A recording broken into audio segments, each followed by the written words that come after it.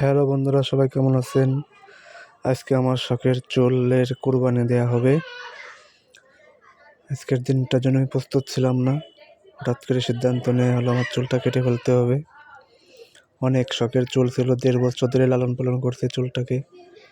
1.5 বছর পর আজকে প্রথম চুল কাটলাম। অনেক বড় হয়েছিল মাশাআল্লাহ। আমার শখের চুল ধরে ধরে দেখতেছিলাম কত বড় হয়েছিল পিছনের চুলগুলা। অনেক চুলের জন্য অনেক বেশি কথা শুনছি সবার কাছে।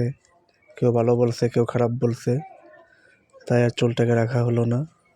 সামনে রমজান মাস আসতেছে, রমজান মাসের উপলক্ষে আমি চুল ছোট করে ফেলাইছি যাতে কোনো সমস্যা না হয় নামাজ পড়তে।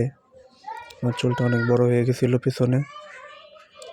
অনেক জীবনে প্রথম এত বড় চুল রাখলাম, দেখলাম যে কেমন লাগে দেখি। জীবনে এত বড় চুল করি নাই, আমার জীবনে প্রথম এত বড় চুল রাখলাম।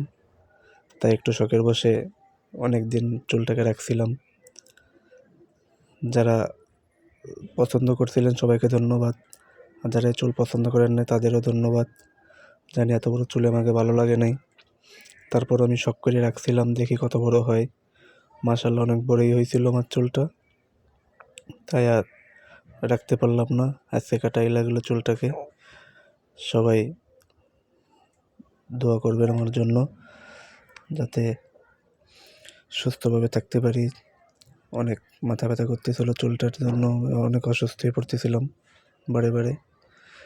এর জন্য চুল কেটে ফেলানো হলো। আমার কত সুন্দর চুল, মনে হচ্ছে দোকানের সব চুল আমার মাথায় ছিল।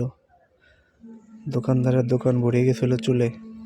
ফেলুন, আমাদের 1 সপ্তাহ চুল কাটলে যে চুল হয় আজকে একদিনে সেই চুল হয়েছে। সবাইকে ওয়েলকাম আমার নতুন লুকে। কেমন লাগতেছে সবাই জানাবেন। সাবেক রূপ আগের মতন হয়ে গেলাম। আগে যেরকম ছোটোবেলা থেকে সেরকম সারা জীবন চুল কেটে এসেছিলাম, সেরকম স্টাইলে আবার চলে গেলাম ফিরে ছোটোবেলার স্মৃতিতে।